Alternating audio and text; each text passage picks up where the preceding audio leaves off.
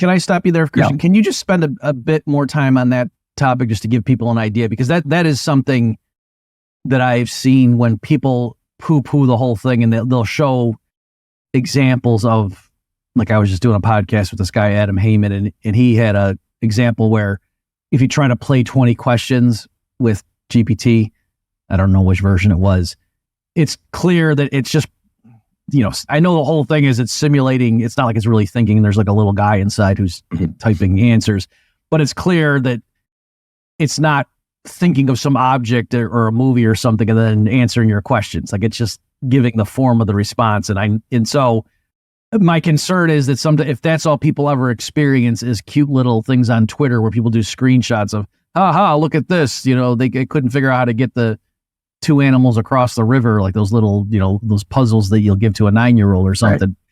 Right. That I'm just saying, when I am working on like an economic issue or something, that this thing, if I spend the time to give it the context, it's as good as a grad student, and it has way better computational abilities in terms of like in its quote head. You know what I mean? Like, it's so.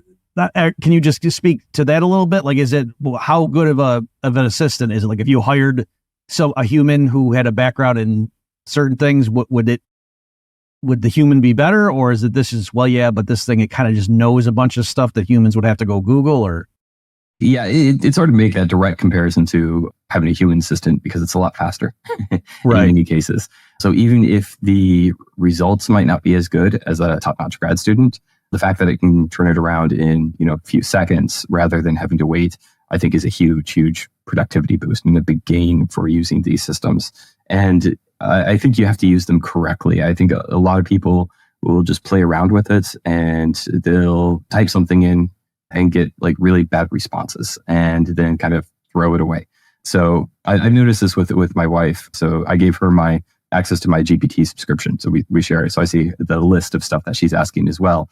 And she started using it initially, and it would just be kind of one sentence question, about like some medical thing with the kids, like, oh, hey, what's going on with this? Do I need to be worried? And she would just use it to kind of get some background before talking to the doctor or something like that. It's like, hey, I know this wasn't a great response here. Like, maybe if you ask it like this. I showed her how to prompt it, how to work with it.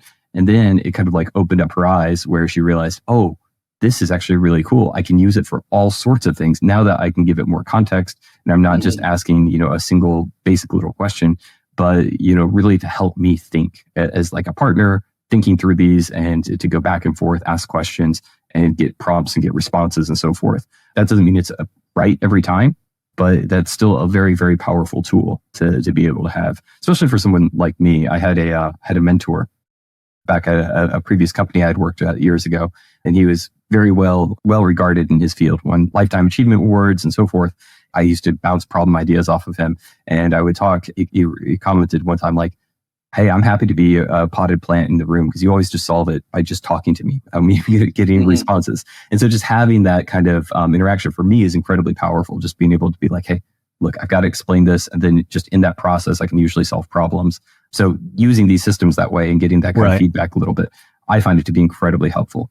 Yeah, it's kind of like the analogy I've used is sometimes if I have like in my field, it obviously is like an economic issue, or like there's something like, I don't know, let's say Paul Krugman wrote something crazy and I know he's wrong and I can sit there and do a standard thing, but it's like, I feel like I'm not quite, like I want to come up with something and get the reader to be like, oh yeah, I totally see now, what an idiot.